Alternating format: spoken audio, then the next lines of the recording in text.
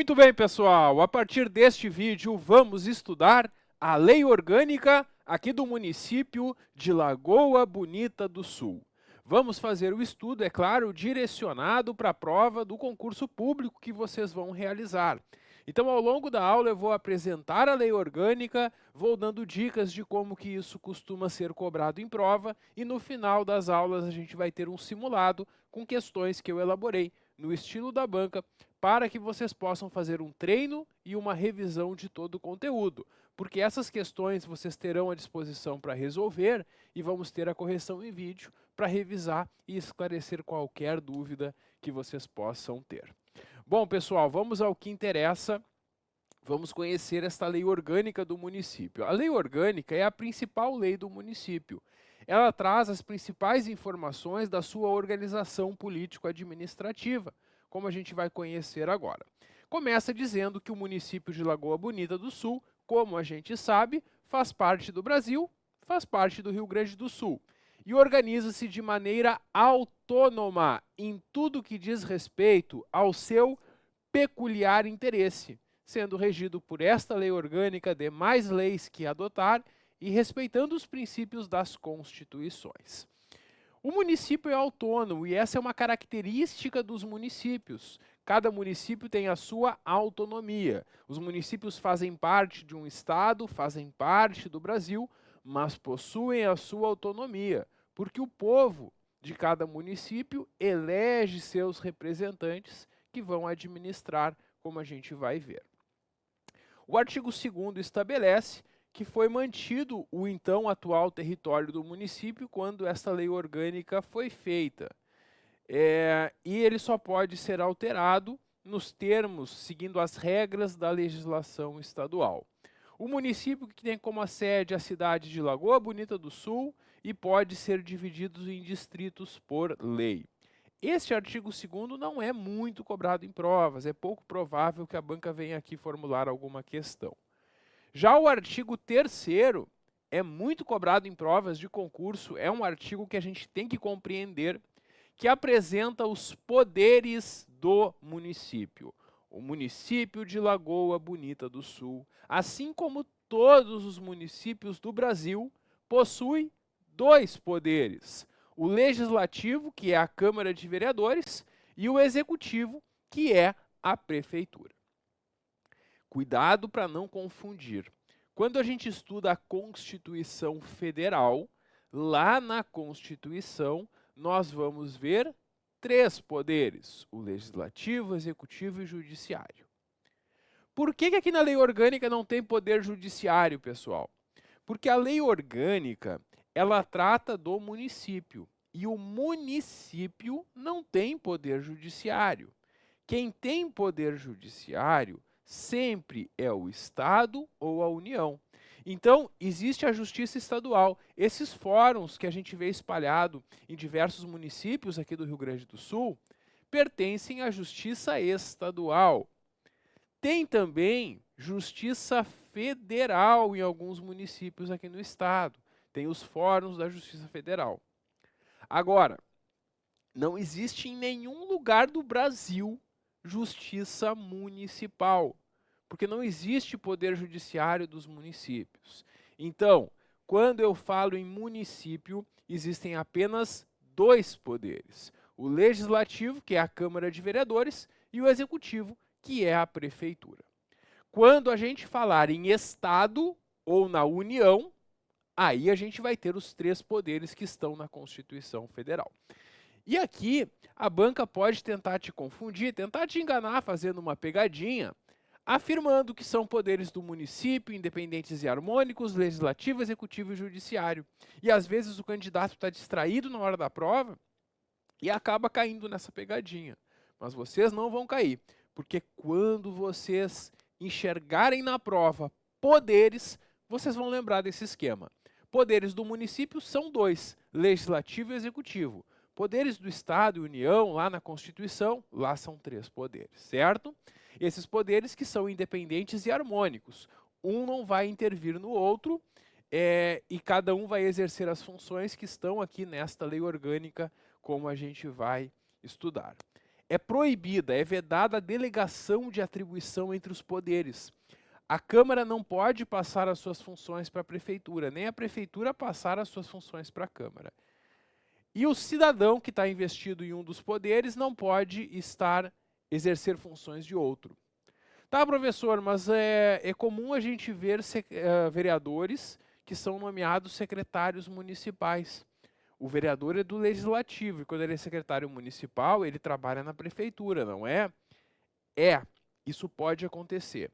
Mas sempre que um vereador for designado como secretário municipal, ele vai ter que se licenciar da Câmara. Ele não fica trabalhando nos dois ao mesmo tempo. Ele vai se licenciar de um para poder ir para o outro. Porque o cidadão investido na função de um poder não pode exercer a função de outro. Símbolos do município são o brasão, a bandeira e o hino, e a autonomia do município é assegurada porque o povo aqui do município elege os seus vereadores, elege prefeito e vice, e existe uma administração própria que cuida do interesse do município, que é a própria prefeitura. Por isso eu posso dizer que o município é autônomo. O município não é subordinado ao governo estadual ou ao governo federal. O município tem a sua autonomia, porque o povo elege os seus representantes que fazem essa administração própria. As competências do município estão listadas no artigo 6º, e a banca pode formular uma questão perguntando na tua prova quais são essas competências do município. Existe na nossa Constituição Federal algumas competências que são só da União, que só podem ser exercidas pelo governo federal, pelos órgãos federais. Tem algumas outras que são competências do Estado e muitas competências são do município, que são essas aqui listadas.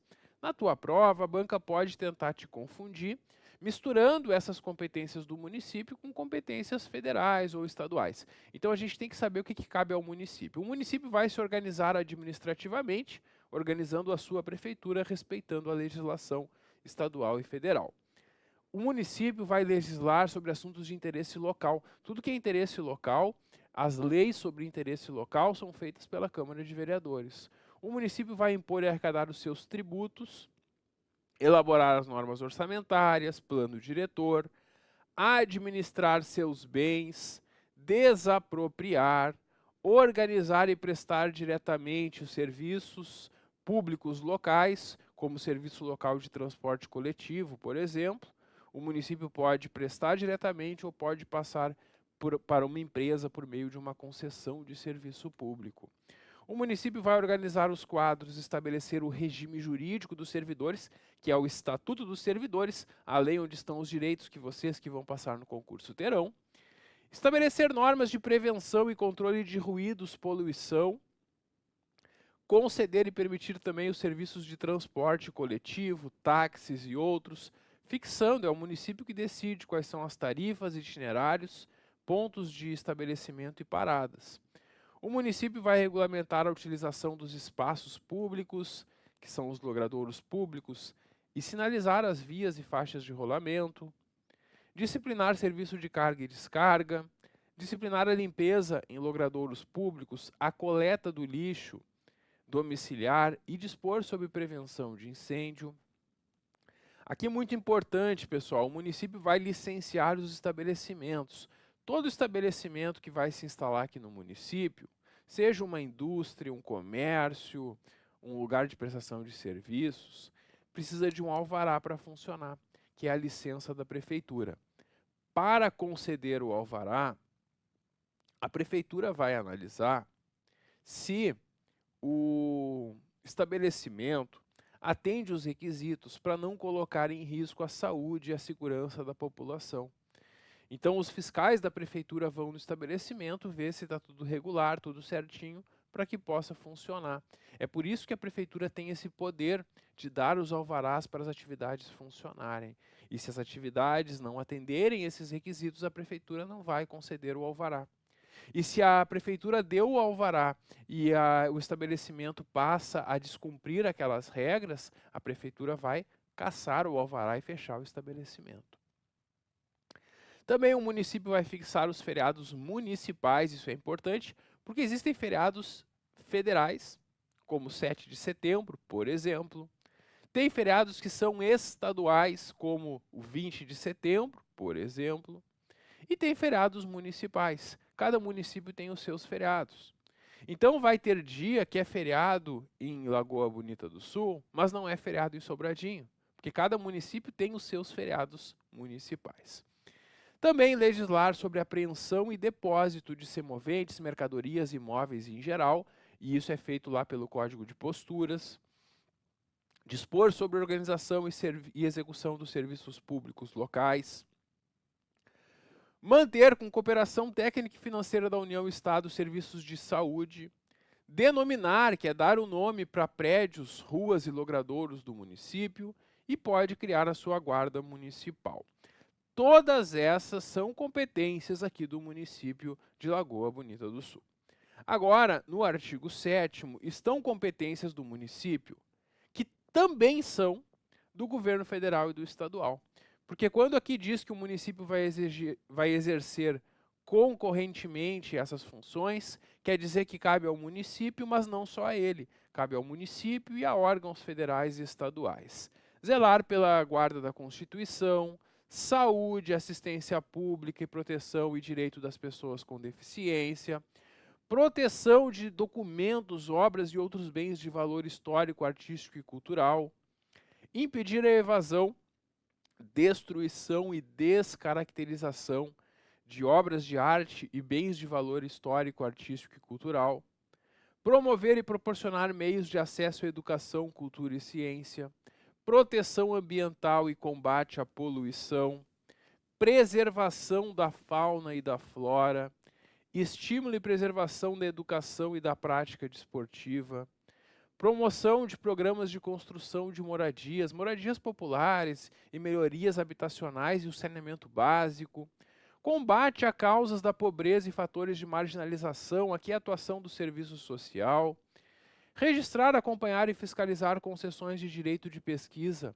e exploração de recursos hídricos e minerais no seu território, estabelecer e implantar políticas de educação para a segurança do trânsito, fomentar atividades econômicas, produção agropecuária e organizar formas de abastecimento alimentar, abrir e conservar estradas e determinar a execução de serviços públicos, promover a defesa sanitária e animal, bem como defesa de formas de exaustão do solo, amparar a maternidade e infância em todos os seus aspectos, proteger a juventude contra formas de exploração e incentivar o comércio, indústria, agricultura, turismo e outras atividades que buscam o desenvolvimento econômico, fiscalizar a produção, conservação, comércio e transporte de gêneros alimentícios destinados ao abastecimento público, regulamentar e exercer outras atribuições que não sejam proibidas pela Constituição, adotar medidas de higiene social que impeçam a propagação de doenças transmissíveis.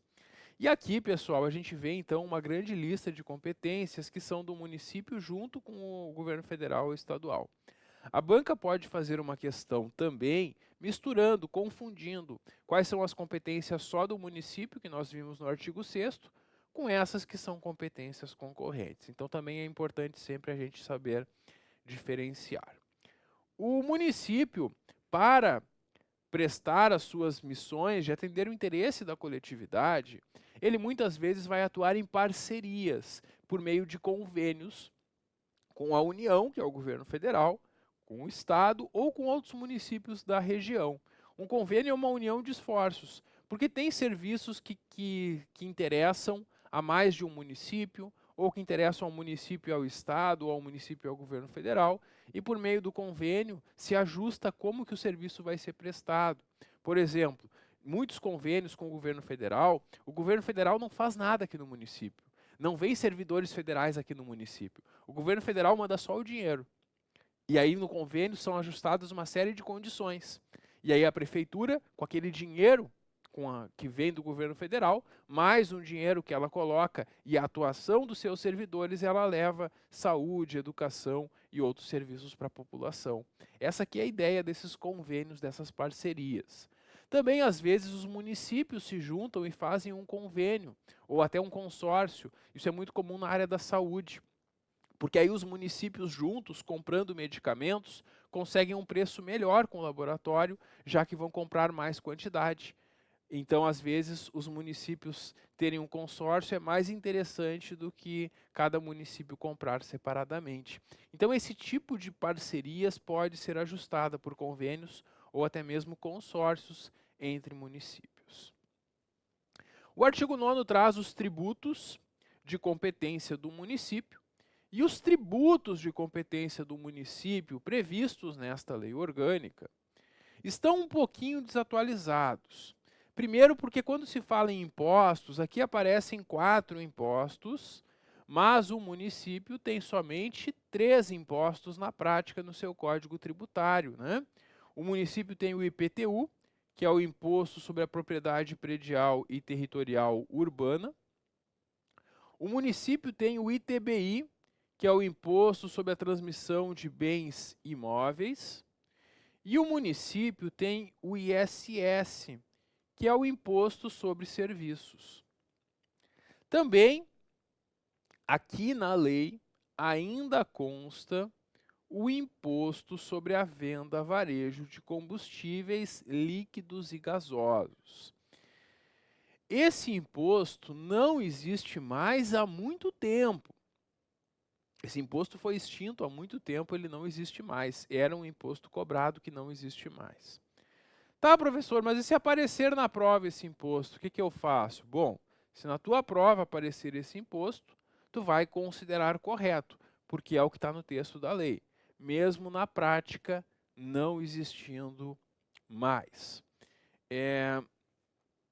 Então, esses são os tributos aqui do município previstos aqui na lei. A gente sempre tem que cuidar porque quem faz a prova, muitas vezes, apenas copia trechos da lei. Então, se eles copiarem algo, mesmo estando desatualizado em relação à Constituição, vocês devem considerar correto. O município também que vai instituir as suas taxas, contribuições de melhoria, quando o município faz obras públicas que valorizam imóveis particulares, pode ter uma contribuição de melhoria.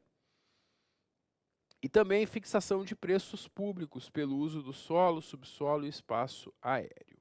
Então é isso que nós temos sobre os tributos aqui do município, que são as principais fontes de arrecadação. O artigo 10 traz algumas vedações. E ao município é vedado, é proibido. Primeiro, o município não se mete com religião. O município não pode criar cultos religiosos, nem embaraçar o funcionamento deles, nem manter com eles ou seus representantes relações de dependência ou aliança. Então, o município, em resumo, não se mete com religião. Não cria, não atrapalha o funcionamento das religiões e não mantém relações de dependência ou aliança. Não se mete com religião, resume. Segundo, o município não pode recusar fé a documentos públicos, porque os documentos públicos possuem, aquela fé pública, então o município não pode recusar o reconhecimento a um documento público.